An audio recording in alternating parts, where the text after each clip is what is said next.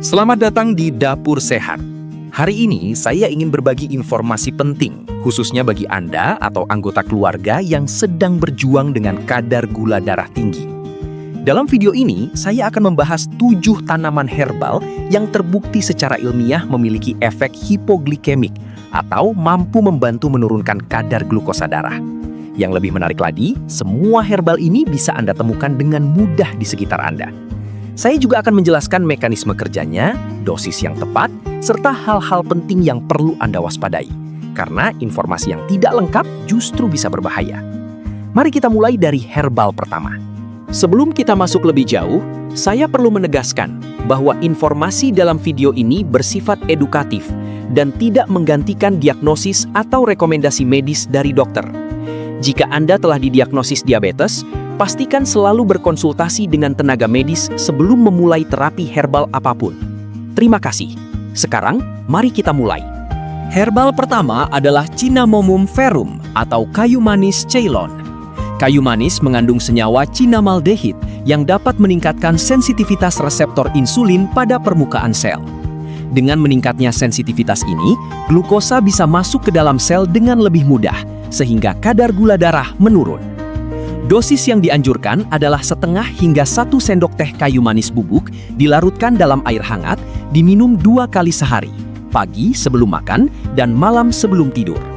Perhatian penting, gunakan kayu manis jenis Ceylon, bukan Cassia.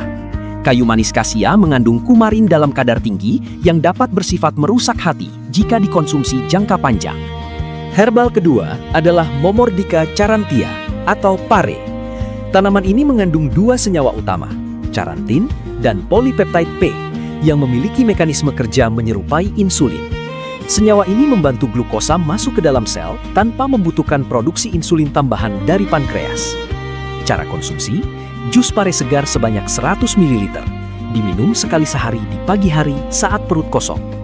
Peringatan, pare tidak dianjurkan untuk ibu hamil karena bersifat uterotonik, dan perlu diperhatikan bagi pengguna metformin karena dapat meningkatkan risiko hipoglikemia. Herbal ketiga adalah daun salam. Daun salam mengandung polifenol, tanin, serta flavonoid yang bekerja dengan menghambat enzim alfa-glukosidase, sehingga penyerapan glukosa di saluran cerna menjadi lebih lambat. Cara membuat, rebus 7 hingga 10 lembar daun salam dalam 600 ml air hingga tersisa 400 ml. Konsumsi 2 kali sehari, pagi dan sore, selama 14 hingga 30 hari untuk hasil optimal. Herbal keempat adalah kunyit atau Curcuma longa. Senyawa aktifnya, kurkumin, mampu mengaktifkan enzim AMPK, yaitu jalur metabolik yang juga diaktifkan oleh obat metformin. Enzim ini membantu meningkatkan penggunaan glukosa oleh sel tubuh. Cara konsumsi, 1 sendok teh kunyit bubuk dicampur dalam 200 ml susu hangat tanpa gula.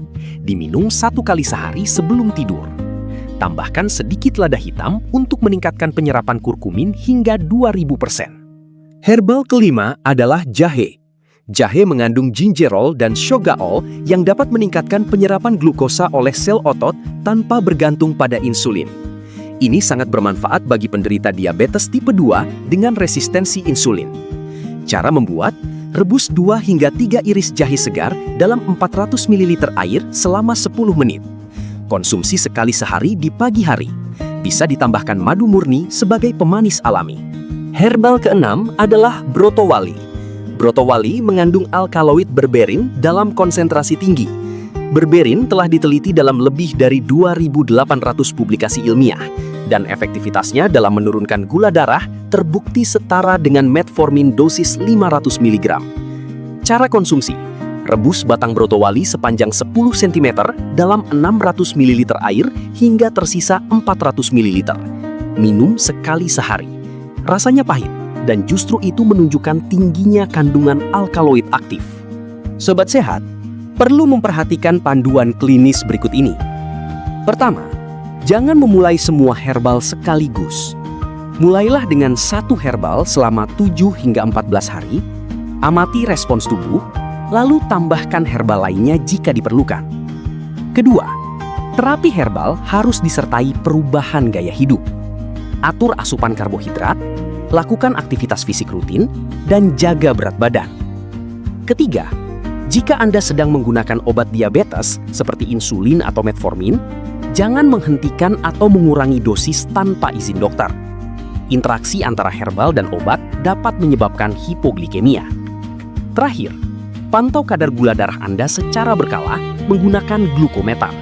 Sobat Sehat, kesimpulan dari keenam herbal yang telah kita bahas, kayu manis, pare, daun salam, kunyit, jahe, dan brotowali, semuanya memiliki dasar ilmiah yang kuat sebagai agen penurun gula darah. Namun sekali lagi, herbal sebaiknya digunakan sebagai pendamping terapi medis, bukan pengganti. Jika Anda memiliki pertanyaan, silahkan tinggalkan komentar. Dan jika informasi ini bermanfaat, bagikan kepada orang-orang terdekat Anda. Jangan lupa subscribe agar tidak ketinggalan konten edukasi kesehatan lainnya. Terima kasih sudah menyimak. Jaga kesehatan Anda dengan bijak, dan sampai jumpa di video berikutnya.